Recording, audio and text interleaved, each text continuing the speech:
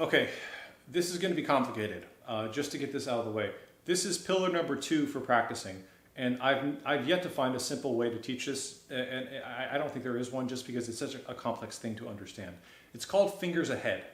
Okay, and the general idea of this is that you want to get your fingers ahead of where they actually need to be in the music. Now, so this is how this works. Just like dotted rhythms, you're going to do this in pairs, as in 2 notes at a time. Unlike dotted rhythms, this is very, very good for large intervals. So I'm looking at number 36 out of the 40 for region etudes. It's the one with a bunch of octaves in it. This is great for practicing this stuff. So I'm just going to start at measure 38. This is where all this stuff. And so I just want to just look to see what I'm doing first and see if it makes sense, and then I'll talk you through it. So.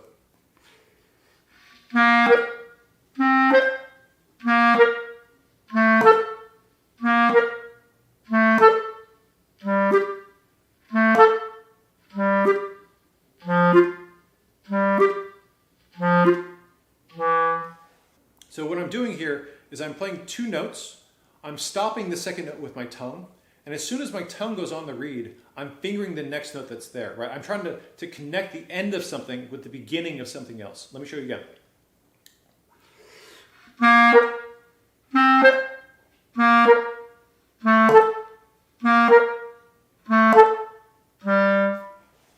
You're going to have to watch this a couple times just to get this in your brain. I mean, this took me a couple months just to sort of understand before I could actually execute this, right? Fingers ahead. You stop something. Oh, I should say, you don't stop blowing through any of this. Just like the articulation exercise I gave you. If you need a breath, stop and take a breath, but it should have no impact on the exercise at all.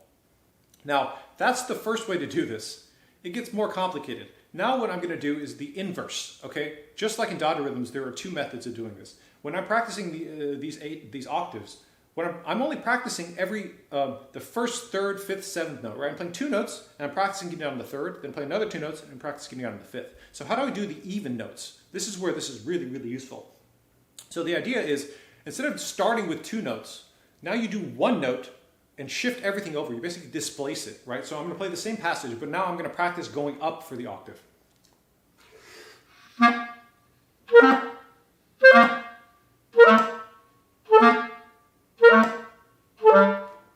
One more time.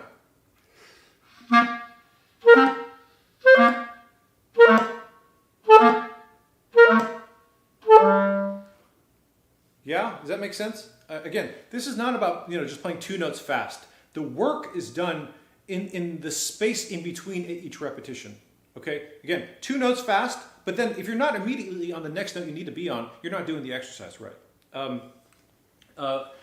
What I have my students do is actually, if you own the Rose Etudes, if you look at etude number 6 of the 40, this is usually the first etude I teach people to learn fingers ahead.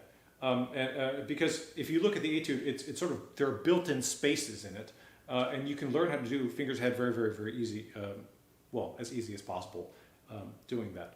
Please send me questions. I know you're going to have them. This is just a very, very brief understanding of what this is.